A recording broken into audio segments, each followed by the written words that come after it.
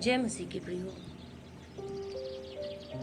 मैं परमेश्वर में विश्वास करती हूँ आप सब सुरक्षित होंगे और मैं भी सुरक्षित हूँ प्रभु की महान अनुग्रह से। मैं धन्यवाद करती हूँ अपने सर्वशक्तिमान परमेश्वर का कि उसने सबको अब तक संभाल रखा है और आगे वह संभालेगा। मैं धन्यवाद करती हूँ प्रभु। प्रियो, आज मैं बताऊँगी सच्ची दाखलता। प्रभु यीशु मसीह ने बोला सच्ची दाखलता प्रभु यीशु मसीह है। यूहन्ना का 15 से 2 प्रभु ने कहा, प्रभु सच्ची दाखलता मैं हूँ और मेरा पिता किसान है। जो डाली मुझ में है और नहीं फलती उसे वह काट डालता है, और जो फलती है उसे वह छांटता और ताकि और फले। तुम तो उस वचन के कारण जो मैंने तुमसे कहा है शुद्ध हो। तुम मुझ में बने रहो और मैं तुम में। जैसे डाली यदि दाखलता में बनी न रहे तो अपने आप से नहीं फल सकती। बिल्कुल प्रियो, प्रभु से अलग हो करके हम लोग कुछ भी नहीं कर सकते, कुछ भी हमारे जीवन में नहीं हो सकता। जब तक हम प्रभु में बने हैं, वो हमारे लिए सब कुछ मुहैया करने वाला परमेश्वर है। प्रियो, आज मैं बताऊंगी, बहुत से लोग कहते हैं कि मेरी प्रार्थना का उत्तर जल्दी नहीं आता। मैं सब कुछ प्रभु के वचन के अनुसार करती हूँ, फिर भी हमारे प्रार्थना का उत्तर आने में इतना टाइम क्यों लगता है। कुछ लोग तो 6 महीने हो गए उनको प्रार्थना करते हुए, एक ही विषय पे, एक ही टॉपिक पे, और उनके विषय का अब तक उत्तर नहीं मिला। तो ये कहूँगी प्रियो, जबकि उनका जीवन प्रभु के वचन के अनुसार है। मैं मानती हूँ, क्योंकि मैंने खुद भी प्रार्थना में बहुत से टाइम दिया प्रार्थना के लिए, जो मुझे कुछ विषय का उत्तर जल्दी नहीं मिला, और मैं सोचती हूँ कि इस प्रार्थना का उत्तर मुझे क्यों नहीं मिला। जब मैं किसी के लिए प्रार्थना करती हूँ तो उनका काम बिल्कुल उसी वक्त होता, और मेरे पास आधे घंटे या 1 घंटे, या सुबह करती तो शाम दोपहर ऐसे होता है, मेरे पास उनका बैक कॉल आता है, सिस्टर आपने प्रार्थना किया और मेरा ये काम बन गया। वो लोग मुझे गवाही देते हैं और मैं खुश होती हूँ कि हाँ, प्रभु उनके जीवन में काम किया, और मैं प्रभु का धन्यवाद करती हूँ। पर मेरे ही खुद प्रार्थना का उत्तर आने में मुझे इतना टाइम लगा।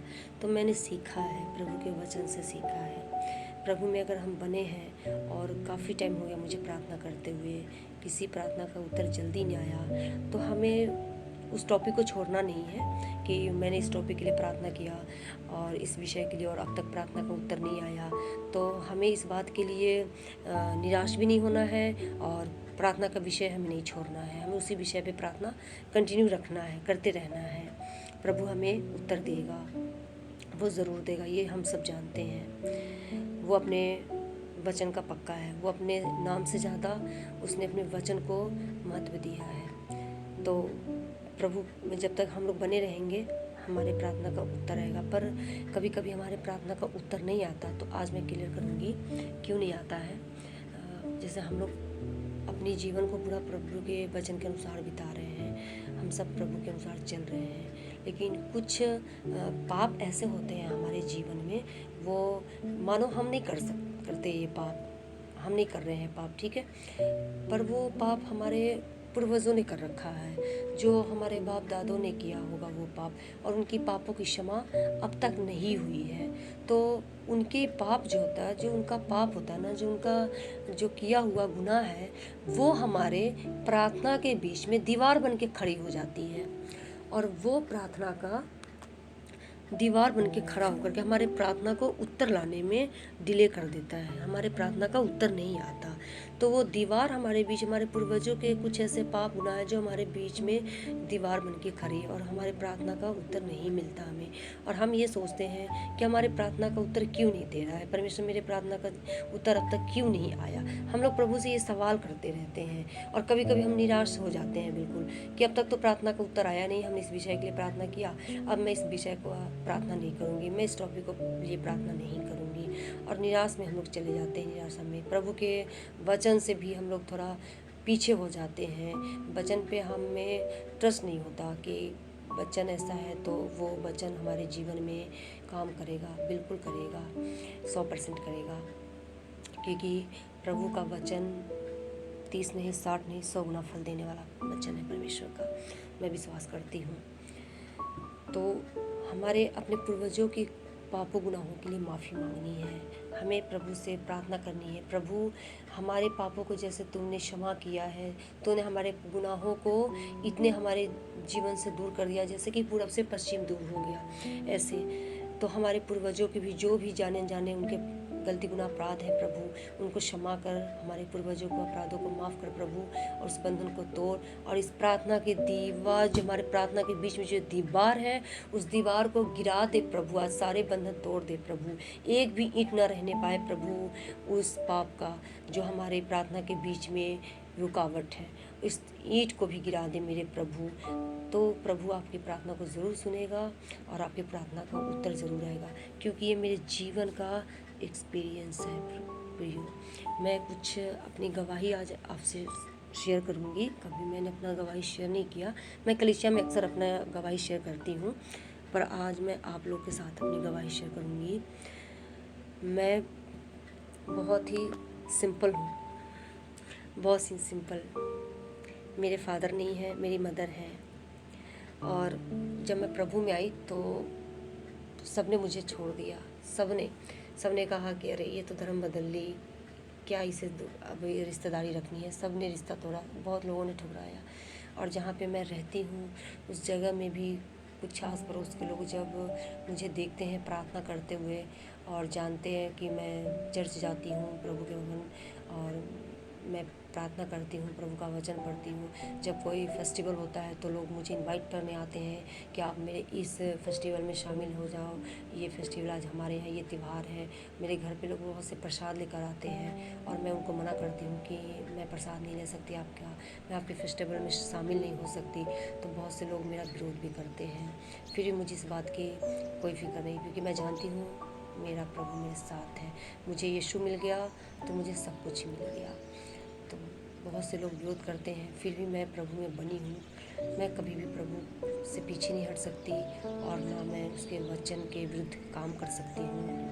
जो भी उसका वचन कहता है मैं उसके वचन के अनुसार चलती हूँ, और अपने घर में भी जितने भी मेरे फैमिली में सब को भी उसी तरह, जैसे मेरे फैमिली के बहुत से मेंबर्स हैं जो कभी कभी वचन से भटक जाते, जब लोग उनका विरोध करते हैं तो वो अपने वचन से भटक जाते हैं। उसने मुझे ऐसा बोल दिया, मैं अब नहीं बोलूँगी कि मैं प्रसाद ले लूँगी या कुछ भी। तो मैंने कहा उनसे कि तूने प्रभु का वचन नहीं पढ़ा, प्रभु का वचन क्या कहता है। प्रभु का वचन कहता है कि तुम मुझे संसार के सामने मानोगे तो मैं भी जब अपनी महिमा में आऊँगा तो अपने स्वर्गीय पिता के सामने तुझे मान लूँगा। तुम मेरा इनकार करोगे संसार के सामने तो मैं भी तुम्हारा इनकार करूँगा। तो इसलिए हमें सच बोलना है। अभी भी बहुत से लोग हैं छुपते छुपाते हुए चर्च जाते हैं, प्रभु की बंदगी करते हैं, और अपने रिश्तेदारों से, अपने पड़ोसियों से सच्चाई को छुपाते हैं। अरे तुम्हें प्रभु के बारे में बताने में शर्म क्यों आती है? वो जीवन की ज्योति है, वही जगत का उद्धार करता है। मत शर्म करो मेरे प्रियो, दृढ़ता के साथ उसके लिए बातें करो। अगर तुमसे कोई पूछता है कि कहाँ जा रहे हो बहन, आप कहाँ जा रही हो, आप दृढ़ता के साथ बोलो मैं चर्च जाती हूँ, मैं बंदगी करती हूँ उस परमेश्वर का जिसने पूरी सृष्टि का निर्माण किया है। आप दृढ़ता के साथ बात करो, वो परमेश्वर है।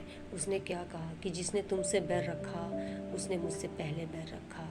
तो हमें इस वचन को याद रखना है कि प्रभु का वचन क्या कहता है। मैं हर वक्त अपने, जब भी मुझे कोई इस तरह की बातें करता है तो मैं वचन से बात करती हूँ। अधिकतर मैं लोगों से वचन से बात करती हूँ, और मैं कहती हूँ चल भाई बहन मेरी तो अच्छा है, मैं जो हूँ सो हूँ, प्रभु ने मुझे जो बनाया मैं वही हूँ और मैं वही रहूँगी, मैं नहीं बदल सकती।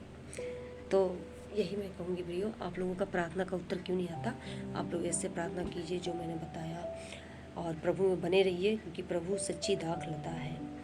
आप यूहन्ना का पढ़ सकते हैं 15:2 और आपको समझ में आएगा। प्रभु सच्ची दाखलता है, हमारी प्रार्थना का उत्तर क्यों नहीं आता, आप इस वचन से ज़रूर जानें। सबको जय मसीह की। प्रभु आप सबको आशीष दे, यीशु मसीह के नाम में।